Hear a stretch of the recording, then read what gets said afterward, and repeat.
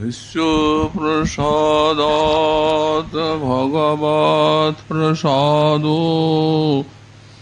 यस्य प्रसादान्न गति कुतोऽपि ध्यायुं स्तुवं तस्य यशस्त्रिसन्ध्यम् वन्दे गुरो श्रीचरणरविन्दम् आजानुलम्बितभुजौ कनकावदातौ संकीर्तनैकपितरौ कमलायताक्षौ विश्वाम्भरौ द्विजवरौ युगधर्मपालौ वन्दे जगत्प्रियकरौ करुणावतारौ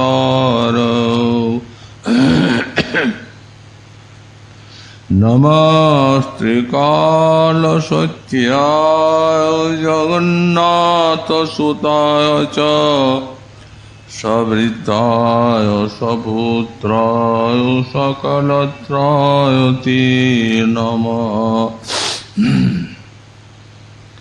बर्हापीडाभिरामं मृगमदतिलकं कुण्डलाक्रान्तगण्डां पञ्चाक्षं कम्बुकण्ठां स्मितसुभगमुखं स्वाधुरीन्नस्तवीनुम् श्यामं शान्तं त्रिभङ्गां रविकरवसनं भूषितं वैजयन्त्या वन्दे वृन्दावनस्थं युवतिशतवृतं ब्रह्मगोपालवेशम्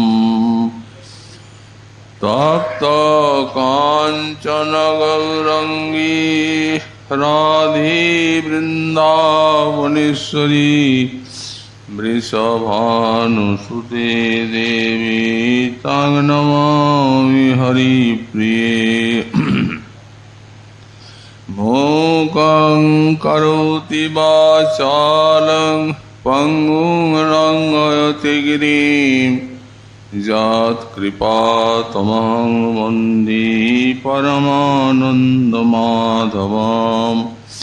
वाञ्छाकल्पतरुभ्यश्च कृपासिन्धुभ्य एव च पतितानां पावनेभ्यो वैष्णवेभ्यो नमो नमः। हरिभक्तिपराजे च हरिनामपरायणा दुर्वृत्ता वा सुवृत्ता वा तेषां नित्यं नमो नमः। नमो धर्माय महते नमो कृष्णाय वेदसे ब्राह्मणे नमस्कृत्य धर्मान् मोक्षे सनातनान् नारायणं नमस्कृत्य नरं चैव नरोत्तमं देवीं सरस्वतीं व्यासं ततो जयो मुदीरयेत्। जय रूप सनातन भट्ट रघुनाथ श्रीजीव गोपाल भट्ट दास रघुनाथ। ईक्षय गोसाई करी चरण वंदन जाहुति विघ्ननाश पुरन दुर्गमी प्रतिमेन्दस्य स्खलत्पादगतिर्मुहुः सकृपा जुष्टिदानेन सन्त बलं बलम्।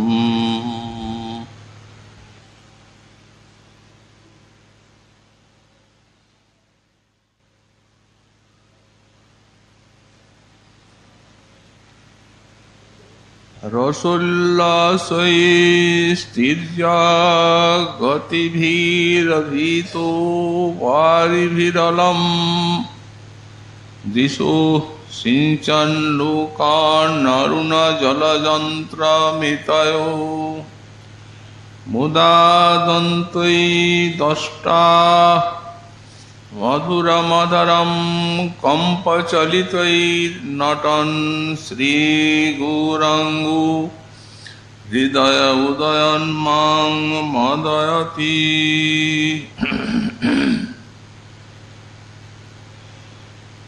কলিযুগ পাবনাবতার শ্রী শ্রী গৌরাঙ্গ মহাপ্রভুর পরম অন্তরঙ্গ পার্ষদ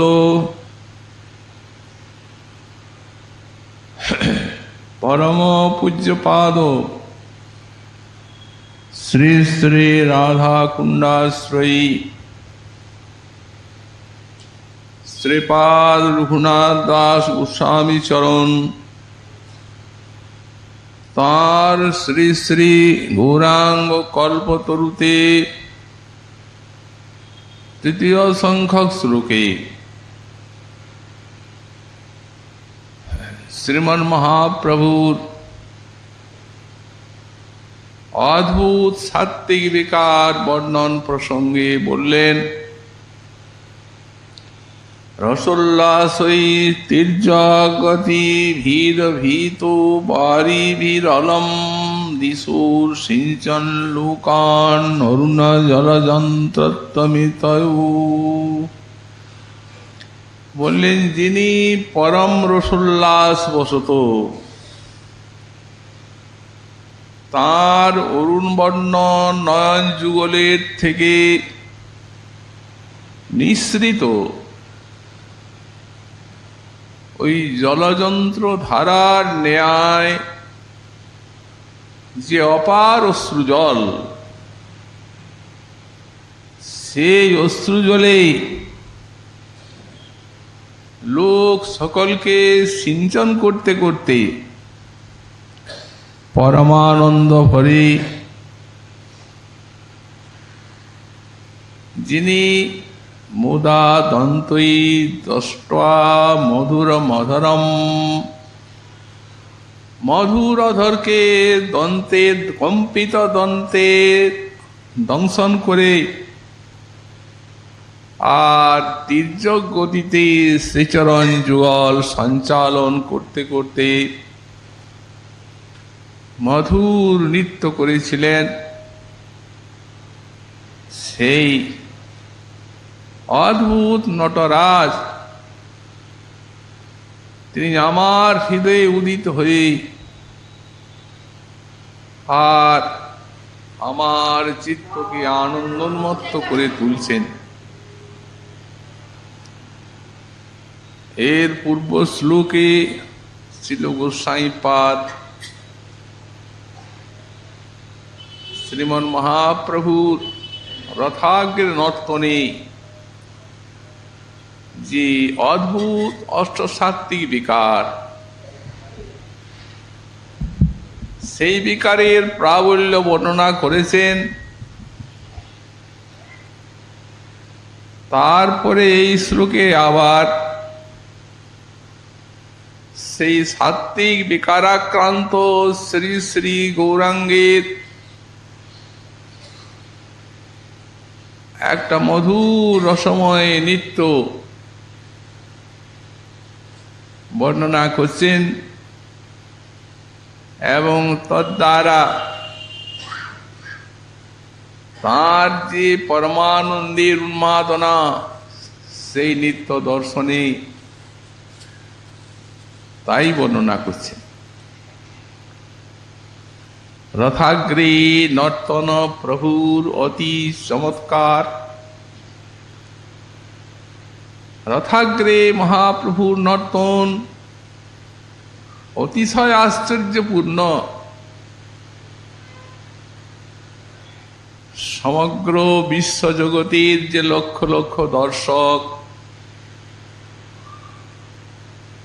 সব দর্শকের নয়ন মনকে এক অদ্ভুত পরমানন্দ রসে সিঞ্চন করতে করতে রথাগ্রে ধীরে ধীরে নৃত্য করেছেন, চলেছেন এই অদ্ভুত প্রেমের নটরাজ। এবং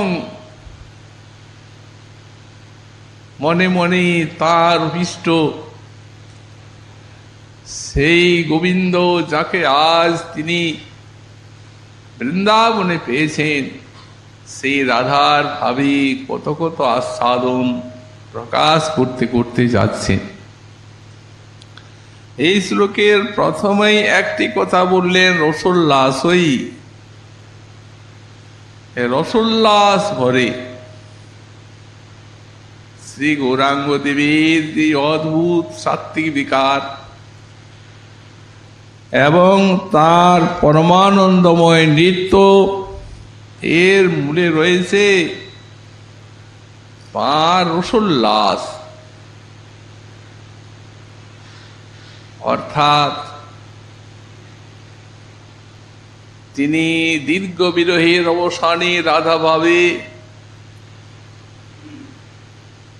আজ সাক্ষাৎ বৃন্দাবনে শ্রীকৃষ্ণকে পেয়ে আর আস্বাদন করছেন সেই সমৃদ্ধিমান শম্ভু।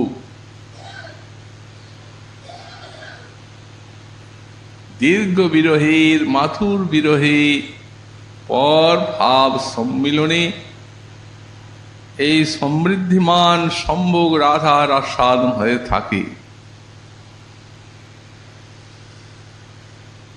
এখানে যে সাত্ত্বিক বিকারগুলি কীর্তন করলেন, এগুলি সবই হচ্ছে সেই রসের উপকরণ। এই যে রসবস্তু, এই রসবস্তুটি অতি কঠিন এবং জটিল বিষয়, সহজে সকলের মাথায় ঢোকে না।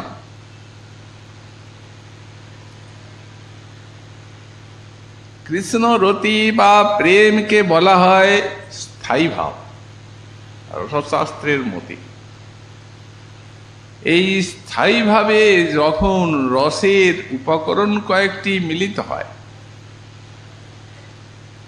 বিভাব, অনুভাব, সাত্ত্বিক, সঞ্চারী, এই স্থায়ী ভাব রস হয় মিলিয়ে চারি। যখন স্থায়ী ভাব কৃষ্ণরতির সঙ্গে বিভাব, অনুভাব, সাত্ত্বিক, ব্যভিচারী, এই চারটা যখন মিলে যায়, তখন এই কৃষ্ণরতি অতি বিশাল বিপুল রসময়ী হয়ে আর প্রেমিককে এমন এক অদ্ভুত আনন্দে রাজ্যে নিয়ে যায় যে সেই চমৎকারিত্বপূর্ণ আনন্দকেই বলা হয় রস। মহাজন বললেন, রসই সার চমৎকার, জং বিনা ন রসু রস। রসের সার বা প্রাণ হচ্ছে এই চমৎকারিতা। আনন্দকেই রস বলা হয়, কিন্তু যে আনন্দে চমৎকারিতা থাকে না তাকে রস বলা হয় না। কারণ রসের সার বা প্রাণী হচ্ছে এই চমৎকারিতা। এমন একটা চমৎকার বস্তু যা জীবনে কখনো দেখিনি, জীবনে তার নাম শুনিনি, এবং জানি না যে এত আশ্চর্য বস্তু বিশ্বে আছে। নয়নগুলি বিস্ফারিত হয়ে ওঠে। সেই চমৎকারিতা পূর্ণ আনন্দের নাম হচ্ছে রস। গোস্বামীপাদ বললেন এ সহজে হয় না। সেই পূর্বজন্মের ইহজন্মের সংস্কার থাকা চাই, আবার রসের সাধনা থাকা চাই। প্রাক্তন্যাধিনিকিশ্চাস্তি যস্যা সদ্ভক্তি বাসনা এষ ভক্তি রসাস্বাদ তস্যৈব হৃদয় জায়তে। এই ভক্তি রসাস্বাদ কার হৃদয়ে জাত হয়? বললেন যার পূর্বজন্মের রসাস্বাদনের সংস্কার আছে এবং ইহজন্মেরও সেই রূপ রসের সাধনায় সংস্কার বদ্ধ হয়েছে, বেড়ে গেছে। বললেন তৈসবী হৃদয়ে সরস স্বাদতে, তারই হৃদয়ে এই রসের আস্বাদন হয়। তো সাধনাটা কি প্রকার? বললেন ভক্তি নিধুত দোষানাং প্রসন্নোজ্জ্বল চেতসাং শ্রী ভাগবত রক্তানাং রসিকা সঙ্গরঙ্গিনাম। সাধন ভক্তির দ্বারা নির্ধূত দোষানাম, কামনা বাসনাদি মল যার হৃদয়ের থেকে বিধৌত হয়ে গেছে, তার জন্য প্রসন্ন এবং উজ্জ্বল চিত্ত শ্রী ভাগবত রক্তানাম রসিকা সঙ্গরঙ্গিনাং।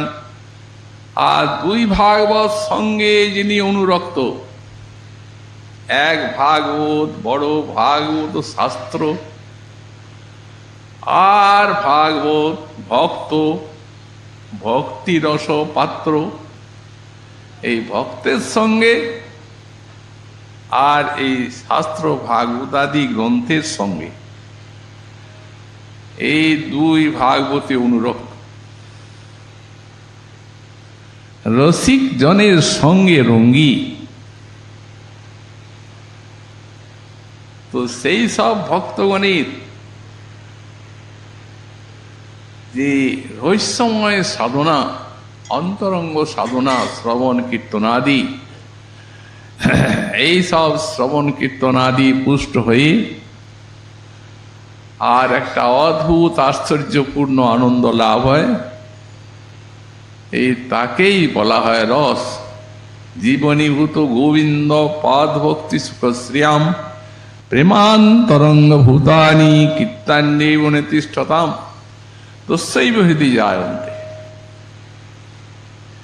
গোবিন্দের পদভক্তিকে যারা জীবনীভূত করেছেন, প্রেমের অন্তরঙ্গ সাধনায় যারা সতত নিরত আছেন, বললেন তাদেরই এই রসের আস্বাদন হয়। আর এই রসেরই উপকরণ হচ্ছে এই সাত্বিকগুলি। জৈসে দধি সীতাঘৃত মরিচ কর্পূর মিলনী রসালা হয় অমৃত মধুর। দেখুন একটা জিনিস আছে, দধি, তার একটা আস্বাদন আছে, কিন্তু সেই দধিতে যদি চিনি মিশানো হয়, এলাচি লবঙ্গ কর্পূর দিয়ে যদি রসালা তৈরি করা হয়, তখন যে একটা চমৎকার আস্বাদন লাভ হবে। শুধু দধিতে কি সেটি আছে? বললেন সেই প্রকার কৃষ্ণরতিতে আস্বাদন আছে, কিন্তু ওর সঙ্গে এই রসের উপকরণগুলি যখন মিলে যায়, বিভাব অনুভাব সাত্বিক ব্যভিচারী স্থায়ী ভাব রস হয় মিলিয়ে চারি। অদ্ভুত রস। মহাপ্রভুর যে রসোল্লাসের কথা বলা হচ্ছে, উল্লাস, যার জন্য সাত্বিক বিকারগুলির এত আতিশয্য।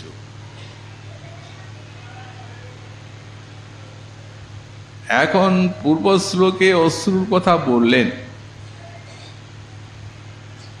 এই শ্লোকে বলছেন যে এত অশ্রু মহাপ্রভুর নয়নের থেকে একটা অরুণ বর্ণ যেন জলযন্ত্র। জলযন্ত্র মানে পিচকারি, চোখগুলা অনুরাগে লাল, পিচকারির ধারার মতো জল পড়ছে নয়নের থেকে। জলযন্ত্র ধারা যেন বহে অশ্রু জল, আশপাশ লোক যত ভিজিল সকল জলযন্ত্র ধারার মতো অশ্রু। আশপাশে লোক সব স্নাত হয়ে যাচ্ছে। আজ যার তিরোধান তিথি উপলক্ষে আমাদের এই ভাগবতী সভার অনুষ্ঠান, তারই একটা সত্য দৃষ্টান্ত এখানে আমরা দিতে চাই। উনি একটি ছবি অঙ্কন করেছেন মহাপ্রভু রথাগ্নি নর্তন, দেখবেন বড় ছবি, তাতে এই বস্তুটি আছে। এই জলযন্ত্রের মতো পড়ছে জল, পিচকারির ধারা, চারদিকে সকলকে স্নান করাচ্ছে। তো একবার এক ভক্তলোক তিনি আমাদের কুটিরে এলেন,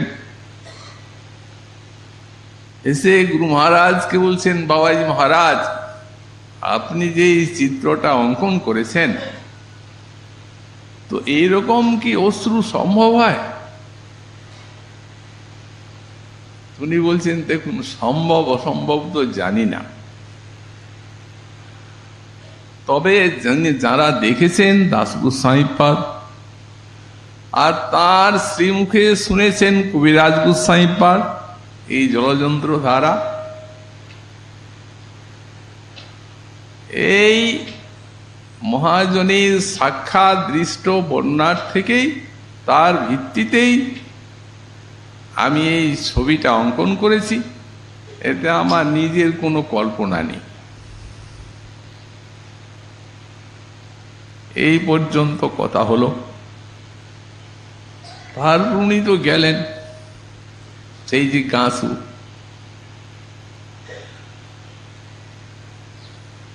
তো কিছু গুরু কৃপা নিয়েই গেলেন, কারণ যে তার জিজ্ঞাসা সেটি তিনি প্রত্যক্ষ করলেন। স্বপ্ন দেখছেন, একদিন এক মন্দিরে গেছেন, সেটি রাধা কৃষ্ণ মন্দির, রাধা কৃষ্ণ বিগ্রহ দর্শন করছেন, বেশ বড় বড় বিগ্রহ দর্শন করতে করতে হঠাৎ দেখছেন সেই তার সামনে ওই বিগ্রহগুলি যেন মিলে যাচ্ছে, মিলতে মিলতে দুইটি একাকার, এক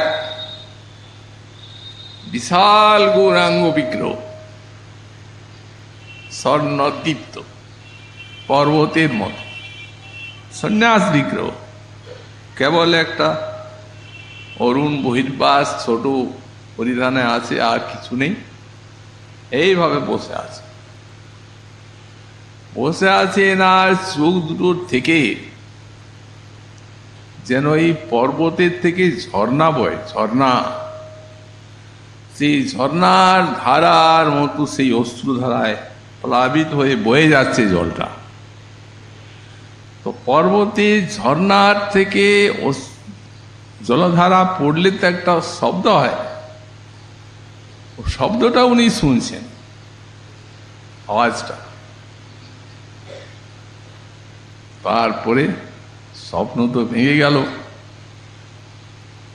উনি এইখানে এলেন, গুরু মহারাজ কাছে বলছেন, বাবা এমনি। উনি বলছেন, দেখুন, এই মানব জগতের ভিতরে, মানুষের ভিতরে যে ধর্ম আছে, তো ঈশ্বর তার ভিতরে এই সকল ধর্মের ধারণা নিয়ে আর ঈশ্বরকে মাপতে যাওয়া, এটি নাস্তিকের কাজ। কারণ বলা আছে, তিনি স্বয়ং আশ্চর্য, আশ্চর্য তাঁর লীলা, এমনকি বক্তা যারা তারাও আশ্চর্য হয়ে যান। তো আশ্চর্য বলতেই তো যা আমাদের ধারণায় বা যা আমাদের কল্পনায় তর্কে আসে না, এই জন্যই বলা হয়েছে তর্ক প্রতিষ্ঠ। পরমার্থ বিষয়ে, ভগবান বিষয়ে কোনো তর্ক করবেন না।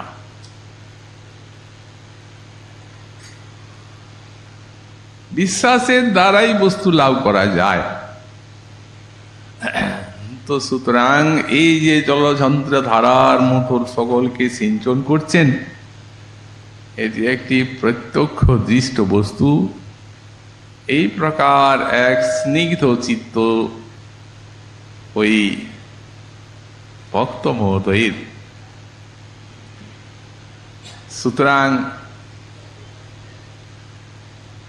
এই সমস্ত অলৌকিক যে সব সাত্বিক, এই জন্যেই বলা হয়েছে রসোল্লাস। এটা রসোল্লাস ভরে হচ্ছে। আর তা না হলে, রতি যদি না থাকে, রস না হলে এই সমস্ত সাত্বিকগুলির কোনো চমৎকারিতা নাই। সাইপাদ বললেন, এতে হি তৎ বিনা রতির ন চমৎকারিতা সয়া। যদি রতি না থাকে তাহলে এর কোনো চমৎকারিতা নাই। অশ্রুপুলকাদি প্রকৃতপক্ষে এখানে ওই রতি বা রসের লক্ষণ নয়।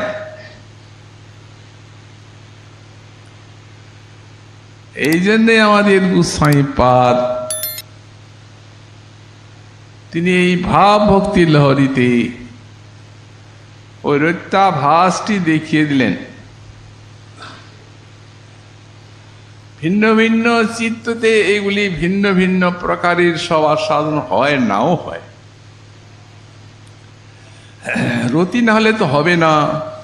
কালীলা রতিরই রশ্রী উপকরণ, রস আস্বাদন হবে, তবেই সব ভাব দেখা যাবে।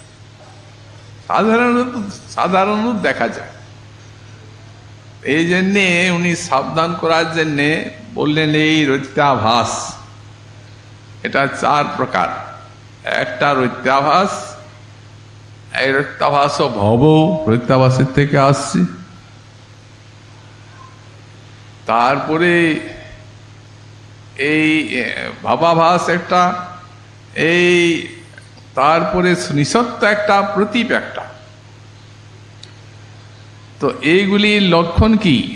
যেমন আভাস বলা হয়, যেমন সূর্যটা ছবি পড়ছি জলে, তো সূর্যের কি ধর্ম ওই জলের ছবিটা আছে? তো অনেক দূরে, এটা অনেক দূরে। তো সুতরাং এটাকে সূর্য মনে করা তো ঠিক না। এটা একটা প্রতিবিম্ব, আভাস, ছবি মাত্র। তেমনি বিনা রতিতে বা প্রেমে যদি কারো এই লক্ষণগুলি দেখা যায়, অশ্রুপুলকাদি, ওখানেই মনে করতে হবে না যে রতি হয়েছে। এক প্রকার চিত্ত আছে মুমুক্ষু যারা, মানে শুদ্ধ ভক্তির ভজন সাধন হবে, অনর্থ যাবে, তারপরে আসবে আপনার ভজনে নিষ্ঠা, ভজনে রুচি, তারপরে আসক্তি, তারপরে তো রতি। কতগুলি স্তরকে অতিক্রম করতে হবে। প্রথমে শুদ্ধ ভক্তি, এই শুদ্ধ ভক্তিতেই শুরু হবে ভজন। কোনো কামনা বাসনা থাকলে হবে না, ভজনই হবে না। তো আর এই সাত্বিকের কারারতি তো মুমুক্ষুর হয়। মুক্তিকামী, বাসনা আছে, অশ্রু পড়ছে, হরিকথা শ্রবণে পুলক হচ্ছে, মুক্তিকামী। এমনি যারা বিষয়ী, ভজনও করে না, কিচ্ছু না, হরিকথা শুনে হয়তো তার মধ্যেও অশ্রুপুলকারী দেখা যাচ্ছে, এগুলি সবই হচ্ছে রত্যাভাস। এইগুলিকে রতি বলে মনে করতে হবে না কখনো। দেখেন, দেখাও যায় বঙ্গদেশে কীর্তনাদি স্থলে হঠাৎ হয়তো নৃত্য করতে করতে পড়ে গেল, এই হাত পা ছোঁড়ার হিড়িকে, এই খুল করতালের দলন, তুলসীর দলন, পতাঘাত, সামনে যে সব ভক্ত মহাত্মা আছেন তাদের অঙ্গে পদাঘাত, এই সব দেখা যায়। খুব কান্না, চিৎকার, এগুলিকে কি সত্য সাত্বিক ভাব বলা যাবে? এইগুলি আছে গোস্বামীপাদ বলেন নিঃসত্ব। এটা নিঃসত্ব মানে বলেন যারা প্রতিষ্ঠাকামী, এই অশ্রু জল ইত্যাদির অভ্যাস করে, প্রতিষ্ঠা চায়। আবার কতগুলি চিত্ত আছে পিচ্ছল চিত্ত, তাদের যেমন ঠিক এঁটেল মাটি চিত্তটা, একটু জল পড়লো ছলছল ছলছল করছে, কিন্তু ভিতরটা খুব কঠিন শক্ত। আগে হৃদয় দ্রব হওয়া যায়, হৃদয় দ্রব না হলে তো হবে না। তো বললেন এই কঠিন চিত্তে হরিকথা শ্রবণে অশ্রুপুলক দেখা যায়, ওটা কিছু না, ওর কোনো মূল্য নেই। এই জন্য গোস্বামীপাদ বললেন আমাদের ভাবাভাস বর্ণনার কি দরকার। শেষে যখন এই পাপ ভক্তি লহরী শেষ করছেন, তখন শেষের শ্লোকে লিখছেন যে আমাদের এটি বলার দরকার কি ভাবাভাস। তবে কেন বললেন? বললাম এই জন্য যাতে মানুষ ঠকে না যায়, অর্থাৎ যাতে ভেজাল জিনিস এইটিকেই যাতে খাঁটি মনে না করে, ওই সব দেখে হয়তো পায়ে পড়বে ভক্ত মহাভক্ত, তাহলেই তো তিনি বঞ্চিত হয়ে গেলেন। এই জন্য বলা, তা নাহলে এই সম্বন্ধে কি দরকার আছে আমাদের? আমরা তো ভক্তি বিচার করতে বসেছি। সুতরাং এইগুলিকে এক কথায় ভাবের উপদ্রব বলা যেতে পারে, এগুলি কিছু না।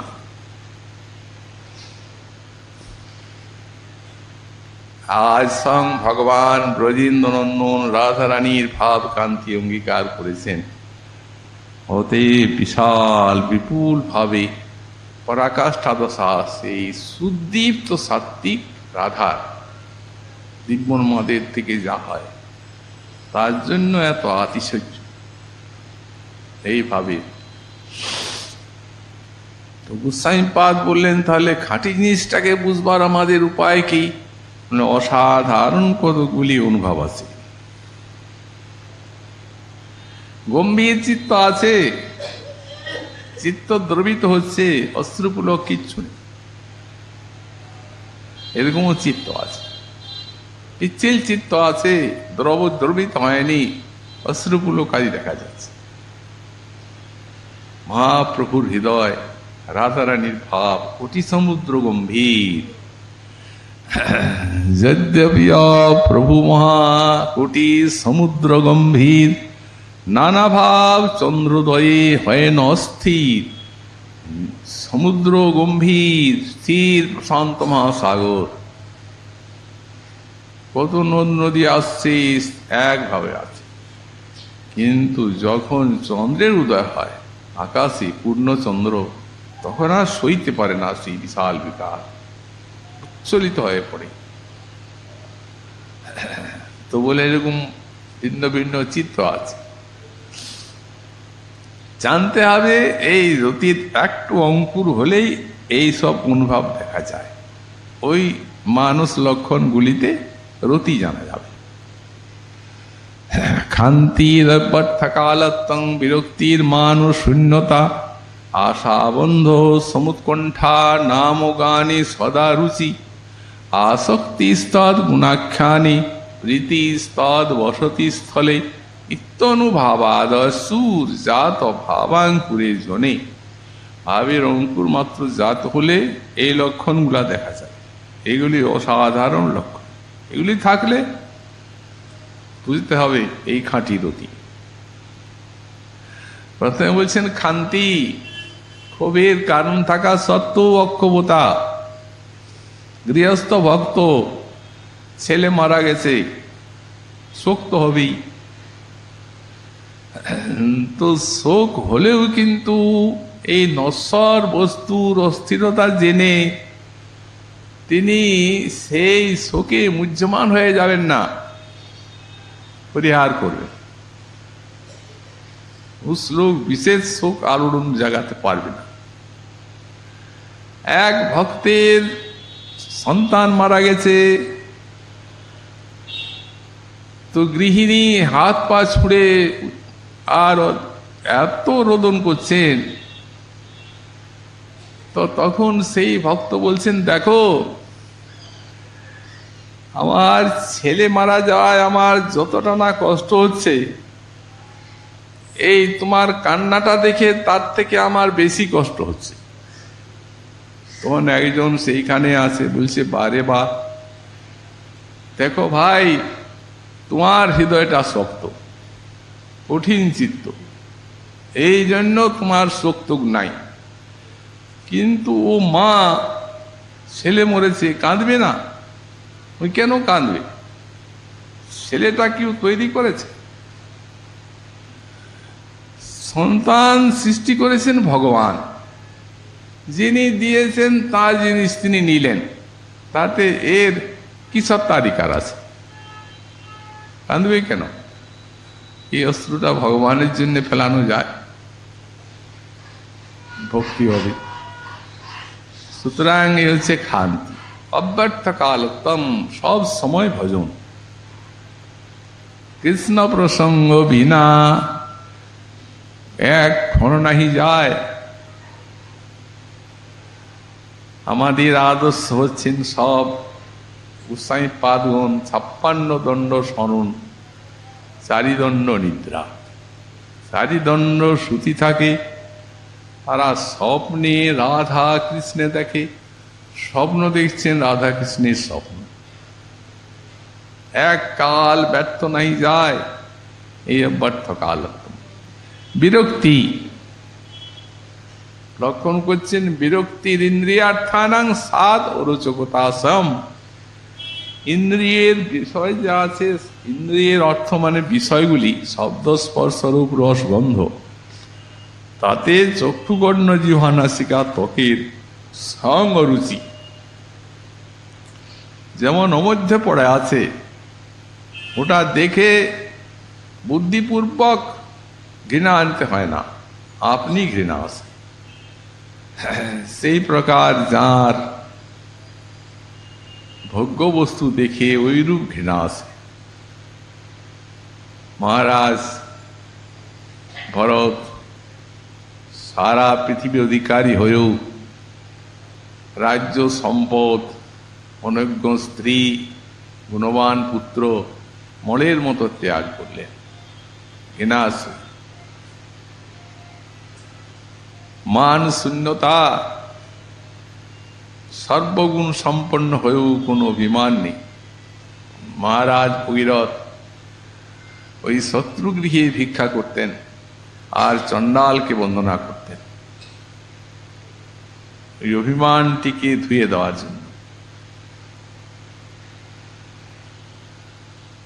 বিরক্তির মান শূন্যতা, আশা বন্ধ, ভগবানকে যে পাবেনি সেই আশা হৃদয়ে রুদ্ধ হয়ে যায়, আশা ছাড়া যায় না। যদিও দৈন্য ভরে মনে হয় আমি কি পাবো, কিন্তু আশা ছাড়তে পারে না। এই জন্য সনাতন গোস্বামী পাদ বললেন, আশা আমায় কষ্ট দিচ্ছে, ছাড়তে পারছি না আশা। সমুৎকণ্ঠা কখন পাবেন তার জন্য উৎকণ্ঠা জাগি। কারণ যে বস্তুর জন্য যিনি প্রকৃত উৎকণ্ঠিত, তিনি তো সেই বস্তু লাভের অধিকারী। বিশেষত প্রেম বস্তু, ভগবত বস্তু, এই সমুৎকণ্ঠা জাগবে অতীতে। নাম গানে সদা রুচি, রুচির সঙ্গে নাম গান করবেন। আসক্তি স্তদ গুণাখ্যানে, আর হরিকথায় বিশাল আসক্তি। প্রীতি স্তদ বসতি স্থলে, আর ভগবানের লীলাভূমিতে প্রীতি বসবাস করা। এইগুলি যদি দেখা যায় যার মধ্যে, আর অশ্রুপুলকাদি দেখা যায়, নাও যায়, তথাপি বুঝতে হবে এখানে রতি। এই বস্তু চেনার উপায়। শ্রীমৎ গৌরাঙ্গের আজ সেই সাক্ষাৎ ওই সমৃদ্ধিমান সম্ভব। এই জন্য ইনি বলছেন যে সেই জলে, নয়ন জলে সিঞ্চন করতে করতে আর আনন্দ ভরে নৃত্য করছেন। অধরকে দংশন করেছেন। অধর কাঁপছে, তো এই দন্তগুলি কাঁপছে কম্প সাত্ত্বিক বিকারে। সেই কম্পিত দন্তে অধরকে দংশন করেছেন আর বাঁকা হয়ে মধুর নৃত্য করছে।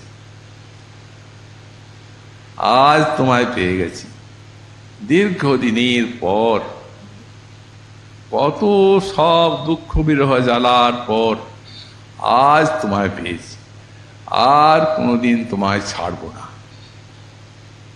এবে মহি জবি পিয়াসঙ্গ হু অব তবহু মানব নিজ দেহা। আজ আমার গৃহ দেহ সব সার্থক হয়ে গেল। ধনী ধনী এই নবলিহা, এই প্রীতির এমনি অদ্ভুত লক্ষণ নৃত্য করছেন। আর বলছেন সেই প্রকার জল বাড়ি অর্থাৎ নয়ন জল সিঞ্চন করতে করতে আর সেই রসোল্লাস ভরে মধুর মধুর নৃত্য করতে করতে কি যেন বলছে। শ্রীমৎ মহাপ্রভুর কৃপায় সেই ছবি, সেই যে লীলাটা হৃদয়ে এসে স্ফুরিত হয়েছে। সাইপাদ বলছেন সগৌরাঙ্গ হৃদয় উদান মাং মদয়তি। সেই গৌরাঙ্গদেব আমার হৃদয়ে উদিত হয়ে আর আমাকে আনন্দে, পরমানন্দে উন্মত্ত করে তুলছেন। এই লীলাই পরবর্তী শ্লোকে আবার বর্ণনা করবেন একটি লীলা। আজকে আমাদের শ্রী নিত্যানন্দাত্মজ শ্রী শ্রী বীরচন্দ্র প্রভুর শুভ আবির্ভাব তিথি। আমাদের প্রতি বৎসর ব্যাস ঘেরায় আজকার দিনে প্রভুর লীলা, তার আবির্ভাব কীর্তন করা হয়। আপনারা সেখানেও উপস্থিত হয়ে আর আমাদের সবাকে সাফল্য করবেন। আজকে আমাদের এই কথার এখানেই বিশ্রাম হলো।